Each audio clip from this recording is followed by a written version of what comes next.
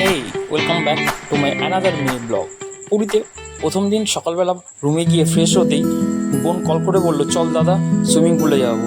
তো আমার যেহেতু ফ্লোরটা সেকেন্ড ফ্লোর, ওর ফার্স্ট ফ্লোর, তো ফার্স্ট ফ্লোরে এসেই দেখলাম ফার্স্ট ফ্লোরেই সুইমিং পুলটা রয়েছে।